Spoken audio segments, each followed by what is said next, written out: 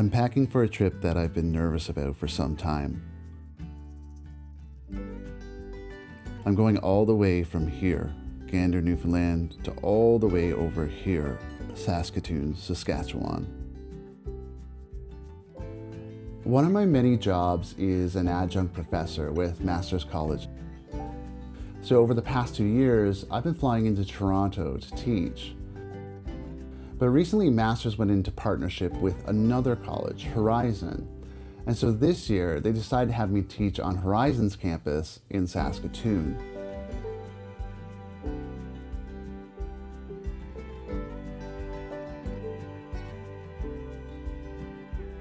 Why am I nervous? This journey has 2 layovers on the way out to Saskatchewan and 2 layovers on the way back to Gander.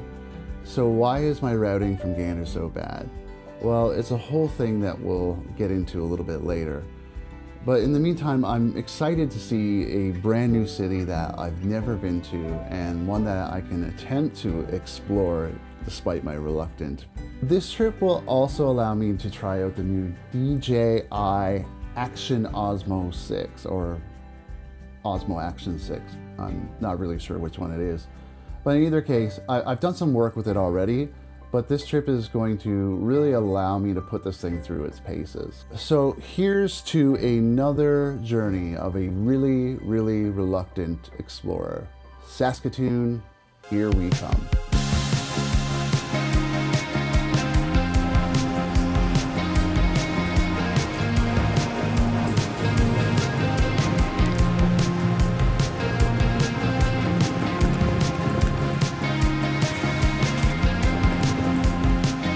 One of the things about flying from Gander in the winter is that they have terrible flight plans. So basically, during the winter, there's only one flight that goes out from Gander in the middle of the afternoon to Halifax. So no directs, just a basic connection, and it's run by, not even by Air Canada, it's run by PAL Airlines.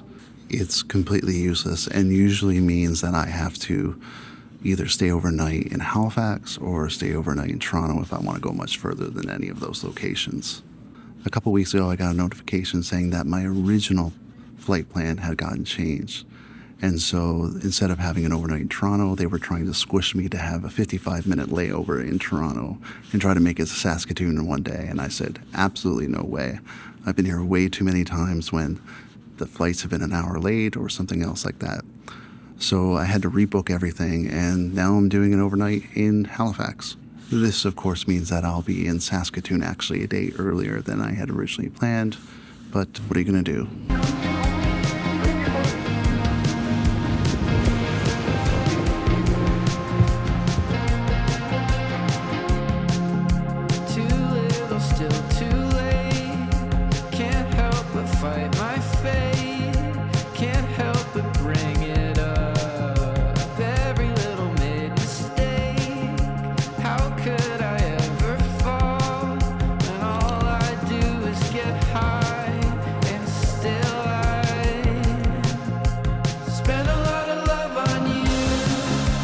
That flight was not too bad.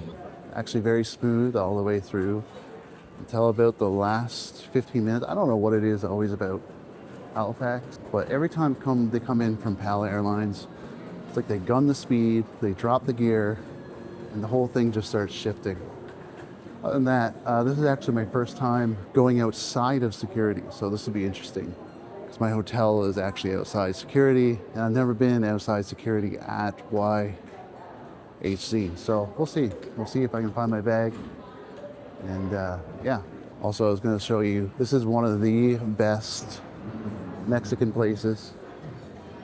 Great. If ever you get to stop here in Halifax, it's Lopina Mexicana. Lopina Mexicana. Just absolutely perfect.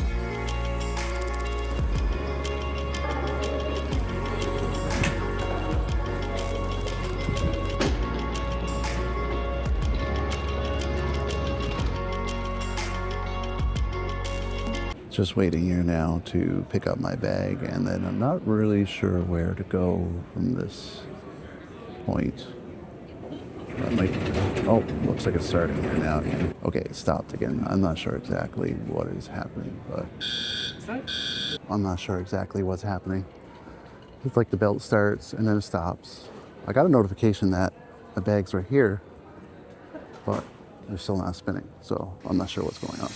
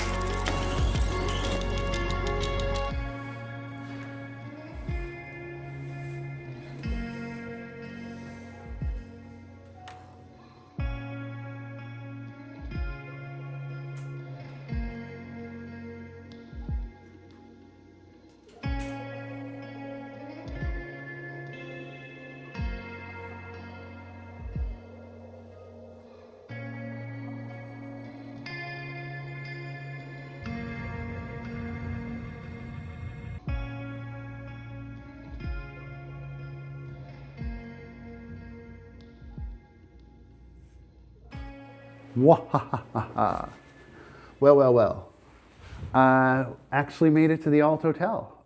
I never thought in a million years that I would make a layover here overnight in Halifax. Usually, I try to get as much ground during the day, so as I said before, I stay over in Toronto. But this is not bad. This was actually very easy. I just exited the main part of the airport, went upstairs, and then went across the pedway, and it was that simple.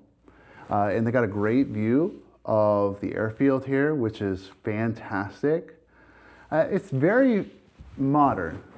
It's very modern in a very brutalist type of way. So if you're into that, mixed with a little bit of IKEA, Swedish architecture, then this is definitely your bag. I was thinking about catching an Uber to Halifax, and there's a book there actually, I think at the Maritime Museum, that has my grandparents' signatures. When they came over in 1955 from the Netherlands, they would have signed this book. They would have gotten off the boat and they would have signed this immigration form or whatnot. And it's basically like a Canadian Ellis Island, if I can make that comparison. But it's getting a bit late. I think I'm going to go downstairs and try a slice of hot pie. Not pie, but like pizza pie. Apparently they have a really great pizza place downstairs, so I'm looking forward to that. I'll let you know how it is.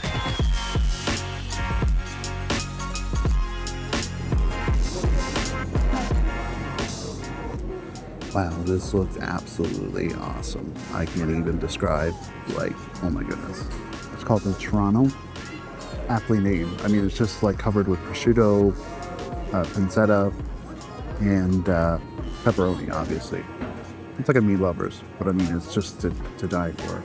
And they actually have gluten-free versions here too, which is really good. So I'm gonna actually show you this weird shower thing. But you can see, cool bathroom. So you can go in through here, obviously, and there's a door. And on the opposite side, there's another door. I think you can go in through here. Go all the way around. Let's see what's going on here. Oh, very good. So it's not actually a door. I thought it was a door. My apologies. But it's the same kind of thing. I mean, you know, nice clear glass into the shower, I guess, if that's your thing. And you can have some wonderful coffee while you're at it.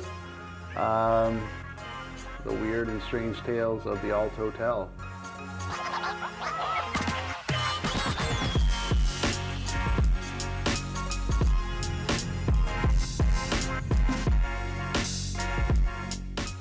So, one of the things that I struggle with travel is being away from my family. Now, I don't travel enough to miss most of the major moments in my family's life, but this trip will be a little longer than most. On my way back to Gander, I've kind of staggered my flight plan to spend a couple of days with my family in Ontario, which will mean that I'll be away from my family in Gander for almost 2 weeks. So major props to my wife, who is looking after my son this whole time. When I get back, I'm going to have to thank her, thank her, thank her, thank her. And I got to figure out how I'm going to do this because she is a true champion. All of that said, I've got to be up at 3:30 in the morning to catch my flight to Toronto. So that means I'm going to have to hit the hay probably around 9:30, 10 o'clock. Good luck. I'll see if I can do that.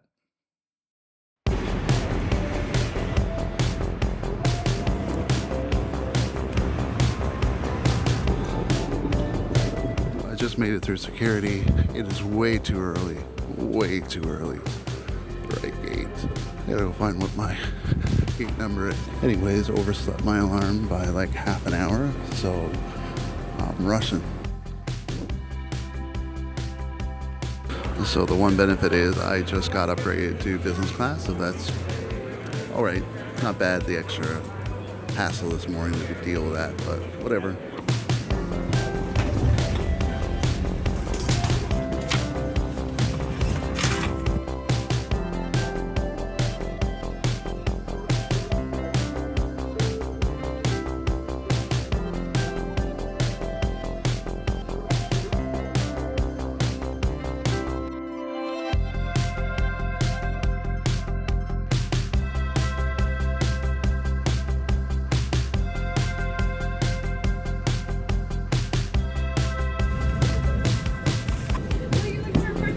Thank you.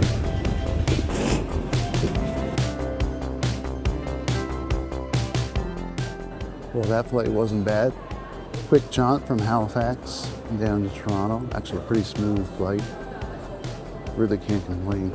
Now I've got a couple hours to kill here in Toronto, and so I'm gonna check out the lounge, have coffee, because I am beat to a snot.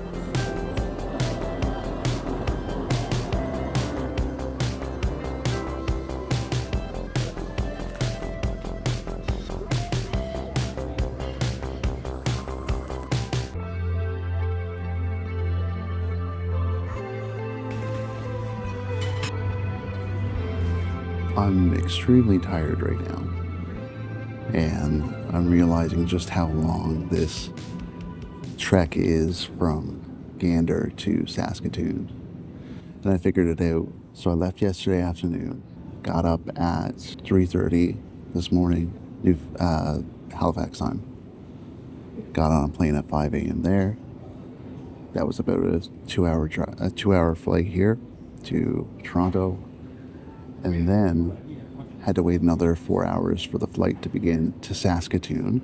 And then I just realized that I'm actually 4 hours in the air to Saskatoon. So I'll land about 1:50, 2 o'clock.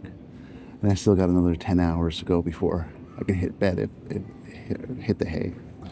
And I still got another 10 hours before I can go to sleep. Otherwise, my whole body is going to be screwed up with the jet lag and so on.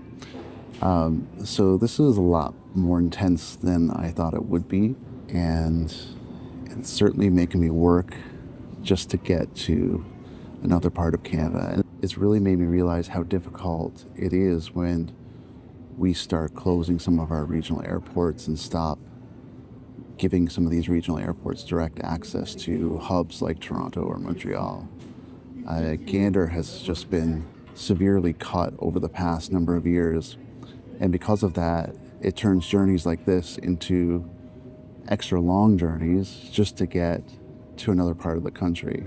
And so, yeah, where usually I teach in this, I can be in Toronto in one day. Going that little extra beyond Toronto has really turned this into a bit of a marathon. And I'm so glad that I took that extra day to come in. That's going to give me Sunday just to chill out and relax and kind of catch my breath after 2 days of just flying and sitting in airports.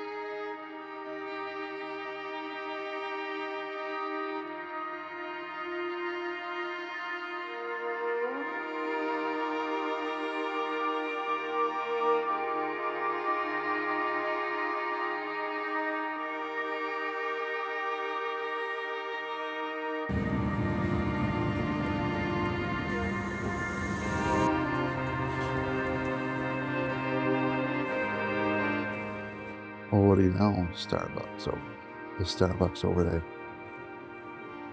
Maybe not today. So that flight wasn't bad at all. I gotta say, it was pretty smooth sailing. I was getting a little nervous there. My throat been really dry just being inside of a plane for the last 8 hours. So I was glad to be landed, but man, coming into the city there was just this amazing sight where just endless snow and flat lands for miles and miles and miles and miles and miles. And then when we landed, I saw the guy who was doing the baggage and he had these big old earmuffs on and everything. I'm like, oh man, I'm not in Kansas anymore. I'm not in Newfoundland. This is gonna be way colder than I thought it was.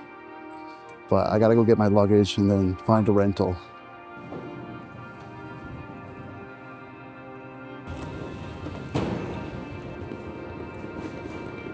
All right, now I gotta go get my rental vehicle.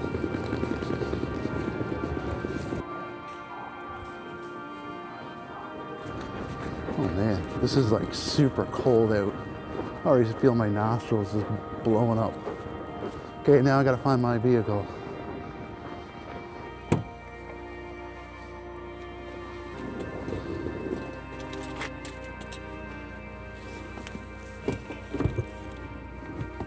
All right, so I made it into the rental vehicle. I actually went into the wrong parking lot. It's minus 25 out, and I was wandering around like an idiot. And so I went back in. They're like, no, you took the wrong door. You got to go to the right. Anyways, found the rental vehicle, and I think I'm ready to go somewhere. Either way, hopefully I can get into my Airbnb soon. And hopefully I don't perish in the meantime. Now comes the fun part, learning to drive in a city I am not familiar with at all and somewhat scary.